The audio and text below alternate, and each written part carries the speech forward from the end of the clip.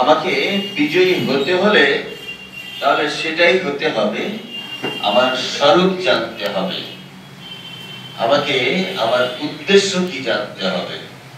এই যুগে ভগবান শ্রীরামকৃষ্ণ খুব সহজ করে আমাদের উদ্দেশ্য বলছেন, মনুষ্য জীবনের উদ্দেশ্য ঈশ্বর লাভ। সেই উদ্দেশ্যে কি আমি এগোচ্ছি? আমি যদি সেই উদ্দেশ্যে এগোতে পারি তবেই হবে আমার জীবনের যাত্রা ঠিক ঠিক শুরু। কারণ মনুষ্য জীবনের উদ্দেশ্যে মানুষ যদি না জানে, মানুষ জীবনের উদ্দেশ্য ঈশ্বর লাভ, ঈশ্বর সম্বন্ধে যদি মানুষ সচেতন না হয়, ঈশ্বরকে জানার জন্য যদি সচেষ্ট না হয়, তার হচ্ছে উদ্দেশ্য পথে সে চলছে না। সুতরাং আমার উদ্দেশ্যে আমি কি যাত্রা করেছি, আমাকে সেটি ভাবতে হবে। আজকে আপনাদের সঙ্গে এই কথাগুলো বলার জন্য আমি আসিনি, যদিও আমাকে বলা হয়েছিল আরো একটু বিষয় বলতে, তবুও আজকে বিজয়ের পরে দেখা, তাই আপনাদের কাছে এটি আমার প্রশ্ন বা আমার নিজেরও জিজ্ঞাসা, তাই তো আমি কি জীবন যুদ্ধে জয়ী হচ্ছি না প্রতি মুহূর্তে পরাজয়ের শিকার হচ্ছি? কারণ আমার প্রতিটি ইন্দ্রিয় আমাকে, তারা বহির্মুখী, আমাকেও বহির্মুখী করছে, কিন্তু আমি স্বরূপত আমার অন্তর্মুখী হওয়ার কথা। আমি ঈশ্বর অন্বেষী। আমরা মানুষ, আমরা এই মানুষের শরীর ধারণ করেই ভগবান বহুবার জগতে এসেছে।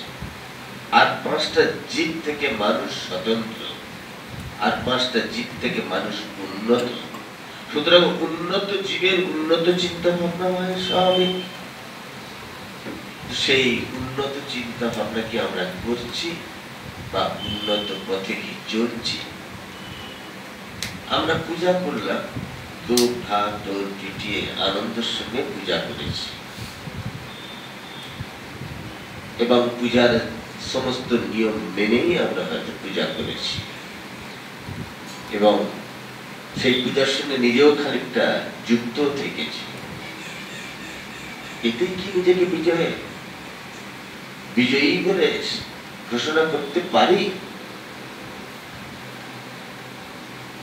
তখনই আমি বিজয়ী যখন আমি নিজেকে নিজে জানতে পারি।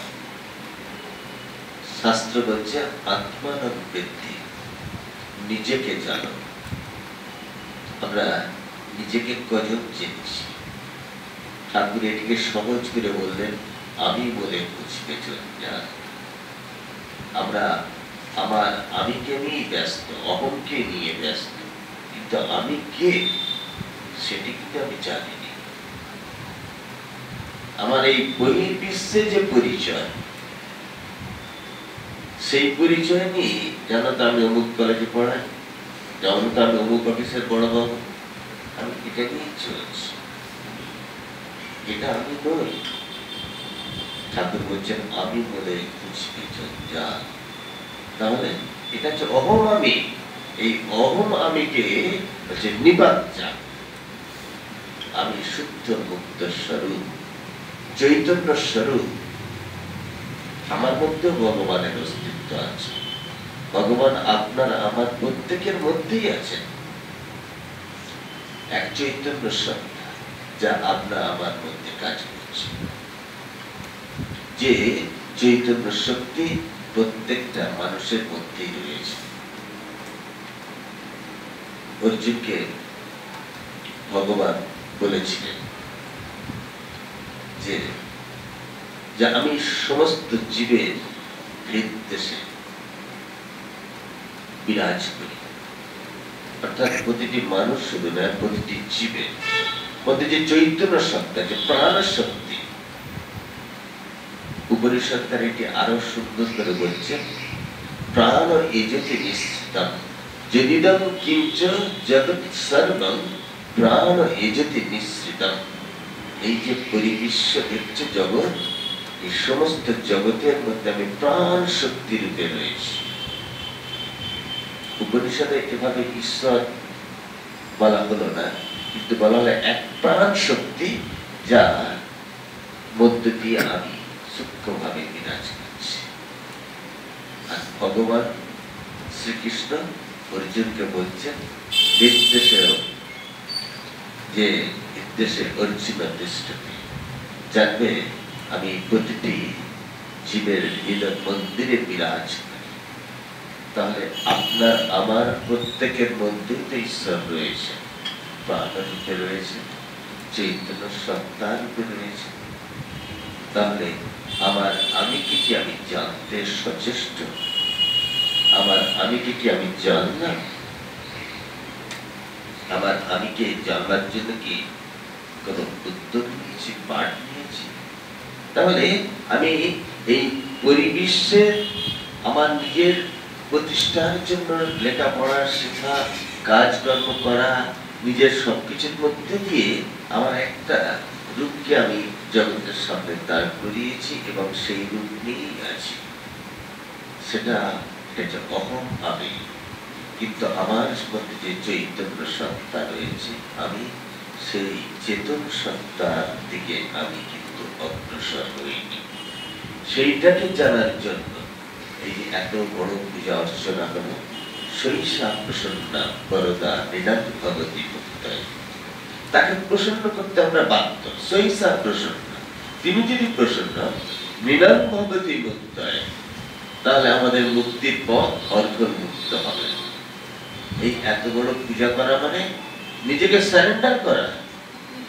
আমার আমিকে বিসর্জন দিয়ে মায়ের কাছে নিজেকে সারেন্ডার করা হয়েছে এবং মাকে এখানে মূর্তি নিয়ে এসে মৃন্ময়ী মূর্তির মধ্যে চিন্ময়ীকে প্রতিষ্ঠা করা হয়েছে। প্রাণ সত্তা, প্রাণ প্রতিষ্ঠা করা হয়। আপনারা যারা পূজা খুব ভালো করে খুব কাছ থেকে মনোযোগ সহকারে দেখেছেন, ওই মৃন্ময় মূর্তি যখন আসেন, আসার পরে পুরোহিত মশাই তার নিয়ম অনুসারে বোধন আবাহন যা যা করার সব করার পর যখন প্রাণ প্রতিষ্ঠা করছেন, তখন যেন সেই মৃন্ময়ী হয়ে ওঠেন চিন্ময়ী।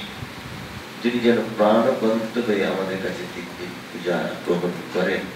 এবং যখন বিসর্জনের আগে, যখন দশমীর পূজা, যখন দেখবেন একটা সুতো কেটে দেওয়া হয়, প্রতীকী ছেদন করা হয়, এর মধ্যে দিয়েই যেন বলা হচ্ছে তিনি যেন কৈলাসের উদ্দেশ্যে যাত্রা করছেন।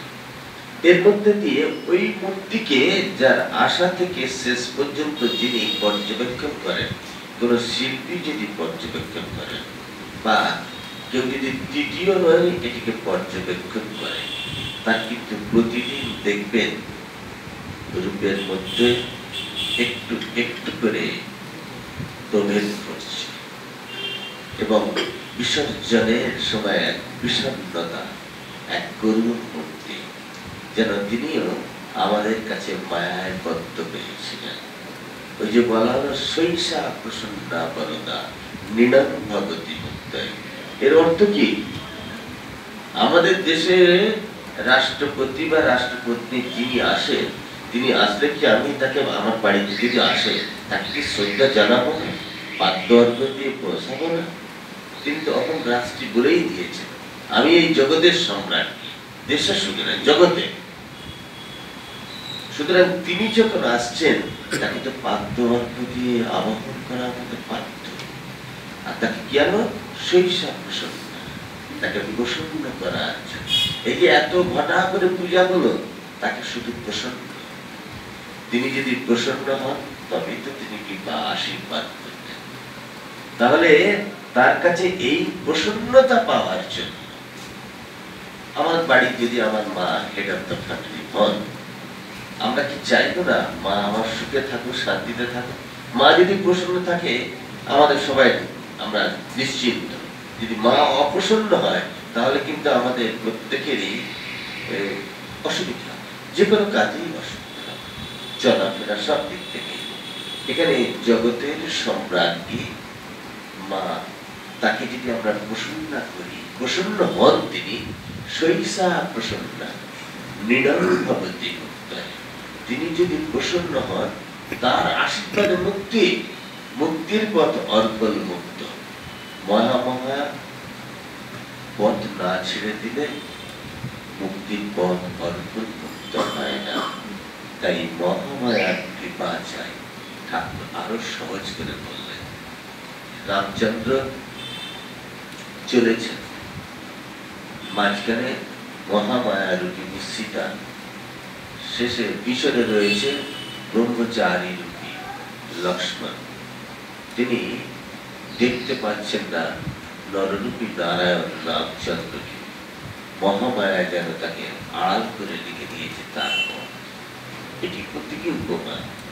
সুতরাং তিনি তো স্বয়ং লক্ষ্মণ তো স্বয়ং রামচন্দ্রেরই অংশ সম্ভূত। এই উপমার মধ্য দিয়ে এটাই ঠাকুর বোঝাতে চেয়েছেন যে মহামায়া দ্বার ছেড়ে না দিলে, একটু সরে না দাঁড়ালে ভগবানকে দেখা যায় না। তাই আমাদের কাছে সেটাই, আপনি আমি নির্বিশেষে, নারী পুরুষ নির্বিশেষে, সাধু সন্ন্যাসী ব্রহ্মচারী নির্বিশেষে সকলের চোখের সামনে এমন এক অর্ঘল রয়েছে যে অর্ঘল মুক্ত না হলে আমরা তার দর্শন পাই না। তাই তুমি প্রসন্ন হও, হে দেবী তুমি প্রসন্ন হও। তার প্রসন্নতাতেই আমাদের পরম প্রাপ্তি। আজ এই রকমের একটি বিজয়ের পরে মায়ের কাছে আমাদের এটাই প্রার্থনা, মায়ের আশীর্বাদের সমস্ত জায়গায় আমাদের সামর্থ্য অনুযায়ী আমরা সবাই এই বিরাট একটি যজ্ঞ করেছি। দুর্গা পুজো যেন অশ্বমেধ যজ্ঞ, যেন রাজযজ্ঞ, বিরাট যজ্ঞ। একসময় রাজারা করত, সবাই করতে পারত না। আমজনরা কি করলো, সকলে মিলে একসঙ্গে হয়ে সর্বজনীন সবাই মিলে একটা রাজকীয় উৎসব করতে হবে, যাতে মায়ের উৎসবটা ঠিক ঠিক হয়। তা আমরা সেটাই করেছি, আমরা যতটুকু জানি।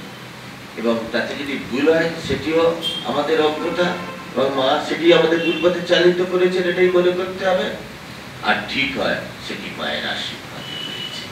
তাই মায়ের কাছে প্রার্থনা, তিনি আমাদের বিজয়িনী, তিনি বিজয়িনী, তিনি জয়ী হয়েছেন। এবং তার কৃপায় আমরা তার আশ্রিত জন, আমরা সন্তান সন্ততিবৎ, আমরা তার ওই পদ অনুসরণ করে আমরাও যেন বিজয়ী হয়েছি।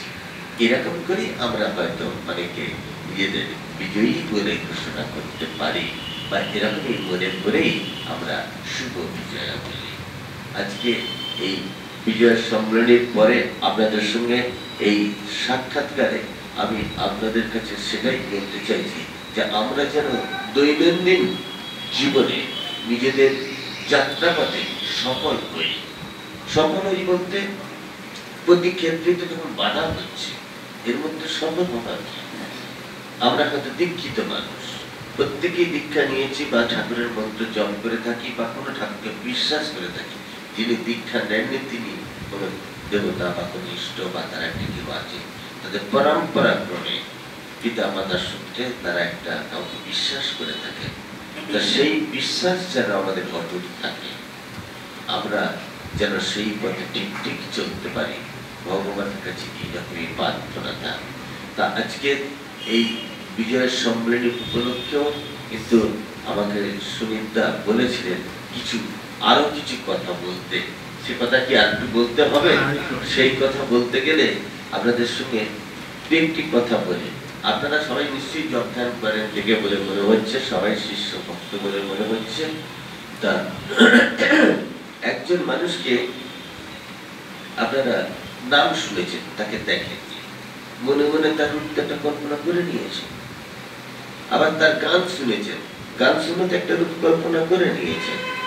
আবার কাউকে হয়তো গান শোনেননি, নাম শোনেননি, কিন্তু তার কথা শুনেছেন। যে কথা শুনে আপনার মধ্যে একটু নতুন চিন্তা ভাবনা হয়েছে, তখন তাই তো তার কথা একটু শুনি।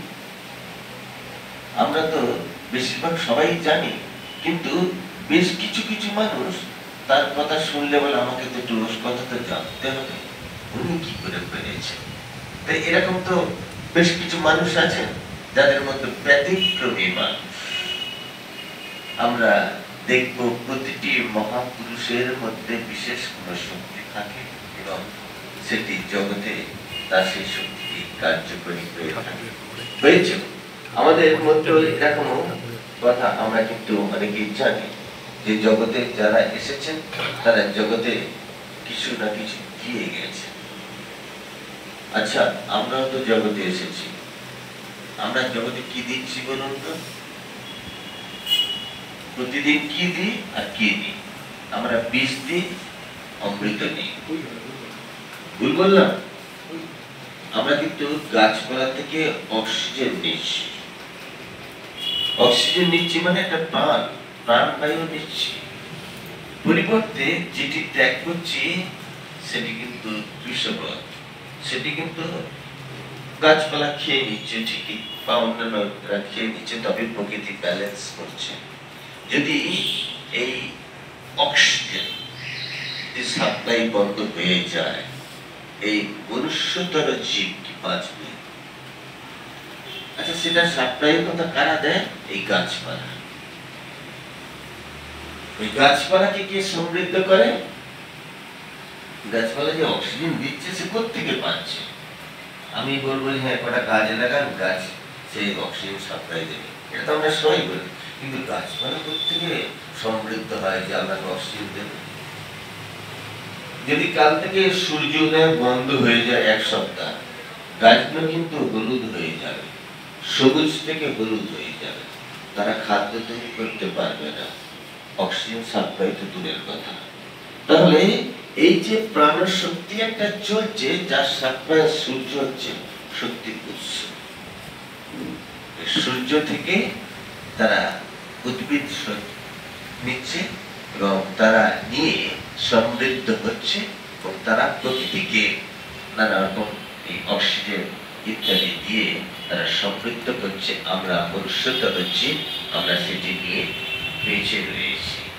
সেই রকম আমরা শুধু এই অক্সিজেন নিয়ে যেমন একটি প্রাণ বায়ু বলতে পারেন, যেটি আমাদের সমৃদ্ধ করে, যেটি ছাড়া আমরা বাঁচতে পারি না। একটি শিশু যেমন মা ছাড়া বাঁচতে পারে না, তেমনি মানুষেরও বহু ক্ষুধা আছে, আধ্যাত্মিক, আদি ভৌতিক, আদি দৈবিক, অনেক রকম আছে। কিন্তু আমাদের এই শারীরিক ক্ষুধা আছে, মানসিক ক্ষুধা আছে, যেগুলি আমরা ঠিক মেটাতে না পারলে আমাদের দেখছি তো ব্যক্তিগত জীবনে, সাংসারিক জীবনে, প্রাতিষ্ঠানিক জীবনে ভেঙে খান খান হয়ে যাচ্ছে এই ক্ষুধা মেটাতে না পারায়, মেটাতে না পারায়। সুতরাং এই ক্ষুধাকে মেটানোর একটি পাঠ দরকার, একটি প্রশিক্ষণ দরকার, যা আমাদের মানসিক ক্ষুধাকে দূরীভূত করবে। আমাদের প্রতিনিয়ত একটির পর একটি তো ক্ষুধা আছে, এটা পেলে ওটা চাই, এটা পেলে ওটা চাই, তাই নাকি? আজকে যদি এই নতুন কাপড় পাই, কালকে আর একটা কাপড় দেখলাম। আমি যদি আমার বাড়িতে একটি ভালো মেশিন থাকে, আমার অপরের বাড়িতে যদি ভালো একটা মেশিন দেখি, সেটা আমার চাই। সুতরাং চাহিদা তো শেষ নেই। এগুলো তো দৈবিক, জৈবিক, আধ্যাত্মিক ক্ষুধা। যে ক্ষুধাটি মেটাতে না পারলে মানুষ নিজেকে ঠিক রাখতে পারে না। মানুষ নিজেকে নিজে ঠিক রাখতে গেলে, সংযত হতে গেলে আধ্যাত্মিক পাঠ দরকার। না হলে কিন্তু এই চাহিদা বাড়তে থাকবে, ক্রমশ বাড়তে থাকবে। সুতরাং সংযত হয়ে চলতে হলে মানুষকে আধ্যাত্মিক পথে, আধ্যাত্মিক ক্ষুধা মেটানো দরকার। যদি মানুষের সেই আধ্যাত্মিক পথে সে চালিত হয়, তাহলে তার এই জৈবিক নানা রকম ক্ষুধা, সেগুলি থেকে সে আস্তে আস্তে সংযত হবে। নাহলে একটার পর একটা চাহিদা বাড়তেই থাকবে। উপনিষদে এরকম উপমা দেওয়া হয়েছে, ঘৃতাহুতির কথা বলা হয়েছে। যজ্ঞ যদি এক ফোঁটা করে ঘি দিতে থাকা হয়, তাহলে সেই যজ্ঞের অগ্নি স্ফুলিঙ্গ আরো বাড়তে থাকবে, আরো বাড়তে থাকবে।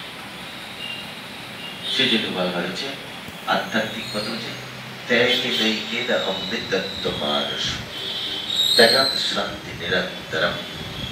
ত্যাগের পথে একমাত্র অনন্ত শান্তি, ওকে নয়। ওকে হয়তো সাময়িক শান্তি মনে হবে, কিন্তু একসময় সেই ত্যাগের পথে মনে হবে। বিদ্যাপতি খুব আক্ষেপ করে বলেছেন, সুতমিত রমণী সমাজ তব ঘটেব কোন বেলা, যে আমি এভাবে তো সারা জীবন কাটিয়ে ফেললাম, তোমাকে তো টাকা করুণা করো, তোমার টাকা তোমার পূজার ছেড়ে তোমায় ভুলে থাকে, সেটাই হয়ে থাকে বেশিরভাগ। আমাদের ঋষি কবি রবীন্দ্রনাথ সেটাই বলেছেন, যে আমরা এত ঘটা করে পূজা করি, কিন্তু পূজার আসল উদ্দেশ্যই জানি না। তা সেই উদ্দেশ্য যেন সফল হয়, তা আমরা এরকম কিছু প্রশ্ন নিয়ে যেতে পারি, যে আমাদের জীবনের এই ইহকালের পরকালের কিছু খবর জানার কথা, পাঠের কথা, যা আমাদের জীবনের প্রয়োজনীয়তা আছে কিনা। এইরকম কিছু এইরকম